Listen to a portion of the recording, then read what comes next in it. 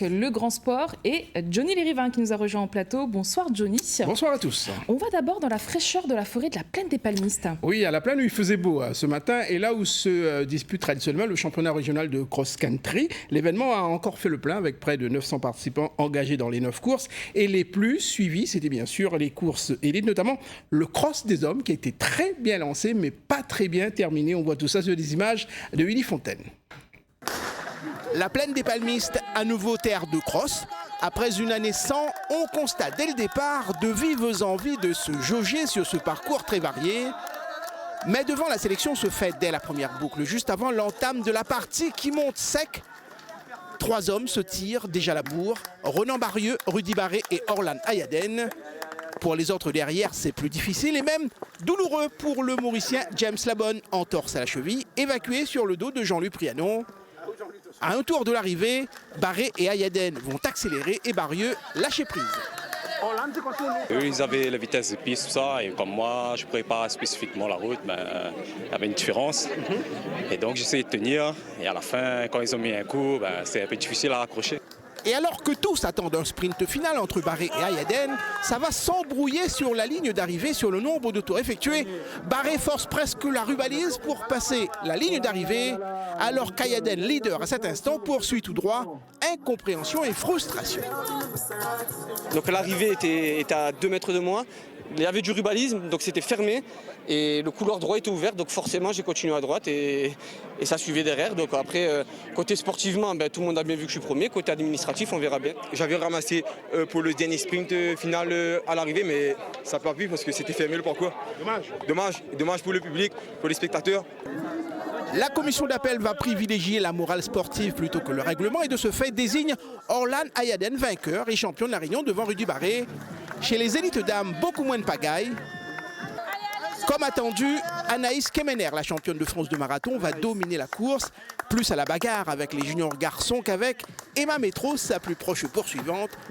Les autres souffrent un peu plus, mais retrouvent goût à l'effort du cross. Kemener, loin devant, très loin même, est ravi de courir sur la terre de ses grands-parents. On a bien bagarré avec les autres personnes de la course et franchement j'ai adoré, c'était un super parcours. C'était vraiment un parcours de type trail avec les petites marches, les descentes et tout, mais vraiment j'ai adoré.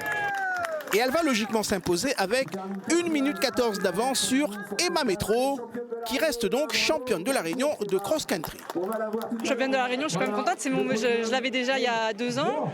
Et à la Plaine des Palmistes, je suis là depuis que je suis minime, donc c'est toujours un rendez-vous un peu stressant, mais je suis quand même contente. Ouais. Très content aussi Thibaut Kadarci, nouveau champion de la Réunion junior, après avoir réussi à semer la championne de France Kemener dans la même course.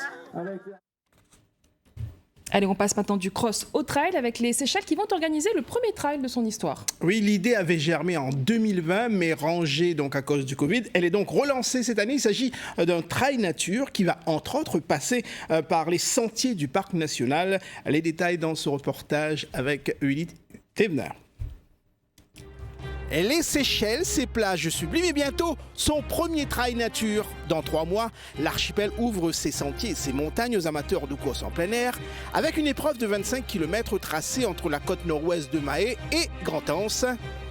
Un trail nature qui va emprunter tout l'intérieur de l'archipel et montrer que les richesses des Seychelles ne se limitent pas à son seul bord de mer. L'objectif primaire, c'est aussi de dire au monde, écoutez, Seychelles, au niveau d'activité, au niveau d'expérience, Seychelles offre beaucoup plus que ce qu'on peut trouver sous la mer.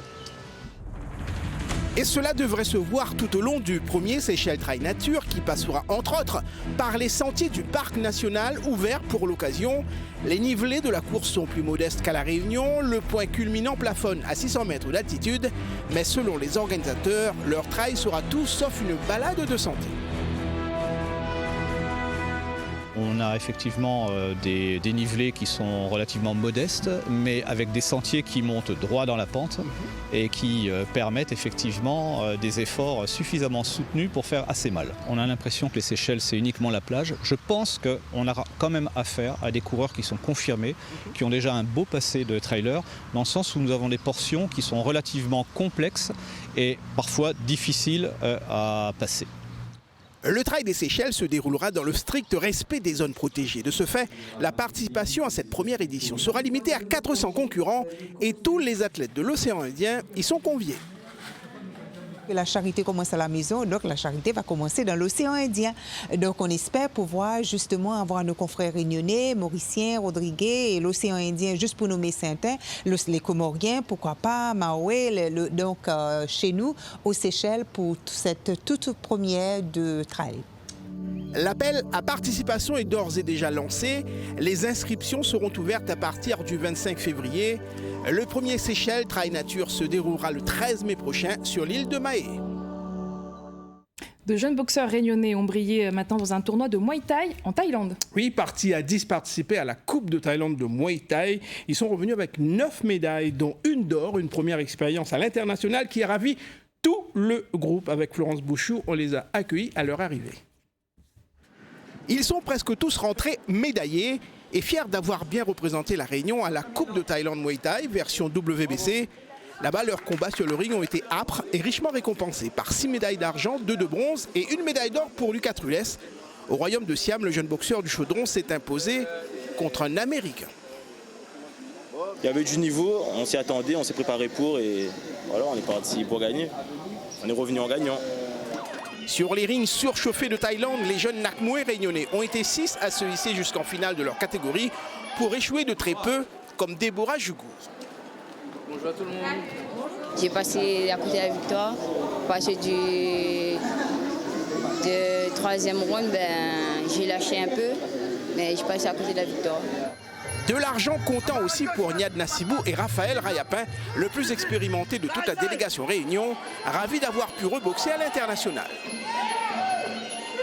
C'était une belle expérience, on a pu boxer avec les meilleurs de cette discipline, des autres nations, et c'était aussi un moyen pour montrer que la Réunion est présente à travers notre présence notamment et à travers nos performances. La confrontation ramène de l'expérience et je pense que sur les finales, c'est l'expérience qui a joué, je dirais, en la défaveur de certains. Mais il faut savoir que nous avons un groupe jeune. Les combattants ont la vingtaine, ont 20-21 ans. Donc vraiment, c'est ce type de sortie-là qui va favoriser notre progression. Ce n'est que le début. Après, il y a Venise qui est prévu en Italie au mois de juin. Donc je pense que là, on est revenu avec 9 médailles. La prochaine fois, peut-être ce sera une vingtaine. Le prochain rendez-vous déjà coché sur l'agenda WBC, les championnats du monde de Muay Thai à Venise, donc en Italie au mois de juin, avant certainement un premier grand gala à La Réunion. On parle de handball à présent. La deuxième journée de la poule des As masculine a confirmé la bonne forme de l'équipe La Source. Une semaine après avoir fait sensation en s'imposant sur le terrain du tampon, eh bien, les joueurs de La Source ont été tout près, je dis bien tout près de faire tomber les vice-champions de Saint-Pierre. Et on y était avec Alexandra Pêche. La Source est un peu l'inattendu tube fort de ce début de poule des As, capable de performances exceptionnelles, comme battre d'entrée les tamponnés, et d'enchaîner sur le même tempo. Un gros match contre les vice-champions de Saint-Pierre. Les Dionysiens détonnent, mais sans trop s'enflammer. Nos objectifs, on a fait dit, c'est de faire le maximum pour arriver à attraper cette 3e place. Et ensuite, match après match, on va voir comment il déroule pour aller prendre les cadors. Et ici à Belle-Pierre, Saint-Pierre est considéré comme un cador, à juste titre d'ailleurs. Si le début de saison a été un peu laborieux, les vice-champions de La Réunion semblent s'être bien remis dans le bon sens du jeu. On pensait être moins fort, mais on a créé un bon groupe avec les gens qui étaient déjà là et les nouveaux. Bon, on est compétitif, mais les équipes en face restent un peu au-dessus quand même. Mais on essaye de faire le trouble fait avec eux. Prudents les Saint-Pierrois qui ont bien senti le piège tendu ici à Belle-Pierre. Ils ont donc joué pour éviter de tomber dedans. Un moindre mal face à des jeunes de La Source décomplexés, efficaces, plus ambitieux aussi. Il nous reste toujours un poil à gratter, un outsider. Nous prenons les match après match, comme on avait dit depuis le début de la saison. Maintenant, nous voyons que cette recette-là fonctionne. Donc, nous continuons à garder la recette du bon gâteau. Alors, la recette est simple, c'est de défendre fort. Et après, d'utiliser les ballons au maximum. Contre tampon, on a perdu très peu de balles. ce soir, la recette sera exactement la même. Une recette qui a encore fonctionné, mais moins bien récompensée. Après avoir constamment mené le match, la Source se fait rejoindre sur le fil. Score final, 33-33. On joue à fond, bien sûr. C'est une équipe qui sort plusieurs années consécutives. Ils ont été finalistes, donc on veut continuer sur cette lancée. Après 2 journées, Saint-Pierre et la Source sont deuxième ex-aequo de la poule des As. De leur côté, le Port a battu le Tampon 28-27 et la Cressonnière enchaîne une deuxième victoire 28-23 sur le terrain de Château-Morange. Un leader désormais attendu à la Source. C'est aussi parti pour la poule des As féminine. Oui, la première journée s'est disputée hier soir et regardez au gymnase de Belle-Pierre, le HBF Saint-Denis en bleu plus foncé donc recevait le Port HB. Ici, les Dionysiennes étaient favorites sur le papier. Sur le terrain, ce fut beaucoup plus équilibré que prévu car les jeunes portoises ont fait plus que résister, même si à la fin, Saint-Denis s'impose 22-21. Dans les autres matchs, la Tamponnaise a dominé les temps salés 38-23 et la Cressonnière a battu Bois-de-Neuf le 26-15.